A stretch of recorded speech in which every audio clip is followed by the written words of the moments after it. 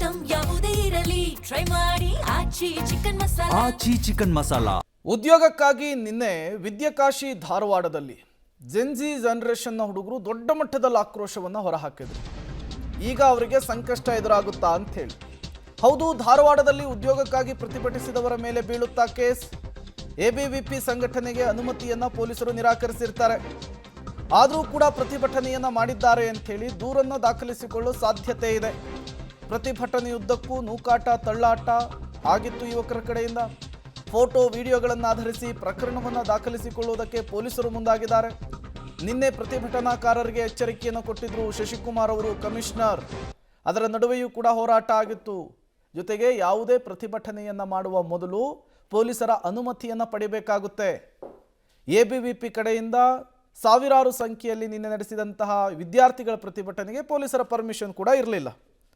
Details ಕೊಡೋದಕ್ಕೆ ಜಾವೀದ್ ನೇರ ಸಂಪರ್ಕದಲ್ಲಿ ಜಾಯಿನ್ ಆಗಿದ್ದಾರೆ.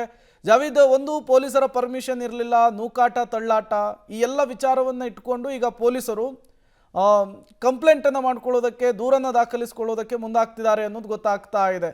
ಈ ವಿಚಾರದಲ್ಲಿ ಪೊಲೀಸರ ಮುಂದಿನ ನಡೆ ಏನು ಅಂತ ಹೇಳಿ. ನಿಜ ಪ್ರೇಮ್, ನಿನ್ನೆಯಷ್ಟೇ ಧಾರವಾಡದಲ್ಲಿ ಉದ್ಯೋಗಾಕಾಂಕ್ಷಿಗಳ ದೊಡ್ಡ ಏನಂತ ಹೇಳಿದ್ರೆ ಪ್ರತಿಭಟನೆ ನಡೆದಿತ್ತು. ಆ ಪ್ರತಿಭಟನೆಗೆ ಅಕ್ಸಾ ಎನ್ನುವಂಥ ಸಂಘಟನೆ ಒಂದು ಅನುಮತಿಯನ್ನು ಕೇಳಿತ್ತು. ಆದರೆ ಅವರಿಗೆ ಅನುಮತಿಯನ್ನು ಕೊಟ್ಟಿರಲಿಲ್ಲ. ಯಾಕಂತ ಹೇಳಿದ್ರೆ ಇದೇ ರೀತಿಯಾದಂಥ ಹೋರಾಟ ಹಿಂದೆ ಸೆಪ್ಟೆಂಬರ್ನಲ್ಲಿ ಕೂಡ ನಡೆದಾಗ ಇಲ್ಲಿರುವಂಥ ಉದ್ಯೋಗಾಕಾಂಕ್ಷಿಗಳು ರಸ್ತೆಯಲ್ಲಿ ಮೆರವಣಿಗೆ ಮಾಡುವಾಗ ಅಸಭ್ಯ ವರ್ತನೆಯನ್ನು ಮಾಡಿರ್ತಾರೆ. ಇದನ್ನೇ ಇಟ್ಕೊಂಡು ಪೊಲೀಸರು ಅದಕ್ಕೆ ಅನುಮತಿ ಕೊಟ್ಟಿರಲಿಲ್ಲ. ಆದರೆ ನಿನ್ನೆ ಬಿಜೆಪಿ ವತಿಯಿಂದ ಒಂದು ಪ್ರತಿಭಟನೆಯನ್ನು ಏನು ಮಾಡ್ತಾ ಇದ್ರು, ಆ ಸಂದರ್ಭದಲ್ಲಿ ಇದೇ ಸಂಘಟನೆ ಅಕ್ಸಾ ಸಂಘಟನೆ ಆ ಬಿಜೆಪಿ ಜೊತೆ ಸೇರ್ಕೊಂಡು ಏನಂತ ಹೇಳಿದ್ರೆ ರಸ್ತೆಗಿಳಿಯುತ್ತೆ.